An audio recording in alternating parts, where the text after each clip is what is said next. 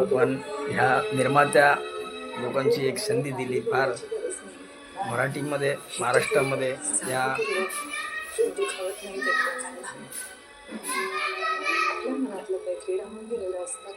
मेघराज राज भोसले साहेबांनी फार मराठी जे पाठी पुढे असणारे छोटे मोठे निर्माते यांच्यासाठी एक कार्यशाळा त्यांनी ओपन केली होती. खूप चांगली आवडली. त्याच्यातून मार्गदर्शन भेटलं. काही लोकांना चांगले प्रोड्युसर भेटले आणि प्रोड्युसरनी पैसे लावावे. चांगला विषय, चांगली कथा, पटकथा, संवाद असणारा, कहाणी व्यवस्थित वगैरे असली. मला चांगलं वाटलं. मी गेलो, बरं वाटलं. कारण तिथे कोणीतरी दखल घेतली, अशा व्यक्तीने दखल घेतली.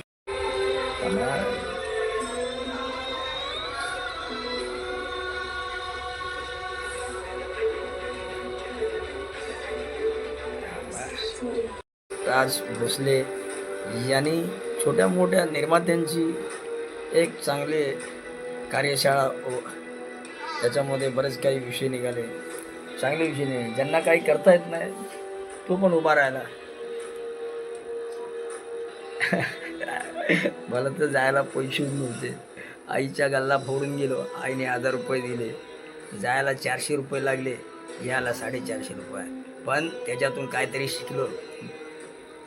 यांच्यामध्ये गेलो, सगळा मेळावा छानपैकी केला. त्याबद्दल हार्दिक अभिनंदन. पुढे पण मराठी माणूस असाच पुढे गेला पाहिजे, पाठी राहिला पाहिजे. पत्रकारिता चांगली, संवाद, कुणाला डुबू नका. निर्मात्यांनी पैसा लागला तर त्याचा फायदा करून घ्या, एवढी माझी आपला नम्र विनंती. आणि हा कार्यक्रम असाच पुढेही चालू असला पाहिजे याची मी आश्वासन देतो. जय महाराष्ट्र, जय भारत, जय भीम.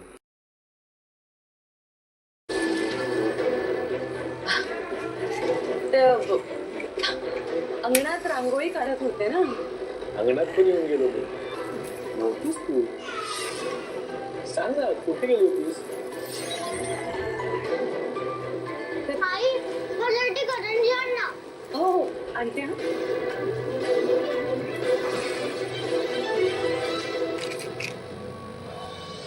नेमकं लक्ष्मीपूजनाच्या वेळेला अंधार असं कसं झालं? बिल नाही भरलं तुम्ही? बिल कोण भरतं घरात? जानकी वहिनी.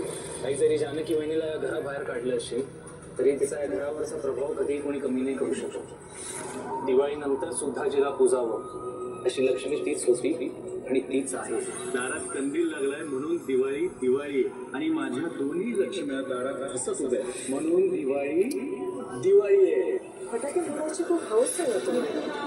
मग आता तुमची छाती दिवाळी वेगळी. पोलीस कुटुंबाचा एकच वारसदार आहे ग. वाटते आरतीला मान झालं तर ते आपल्याला देणार नाही, आणि भक्ताला कधीच मान आमच्या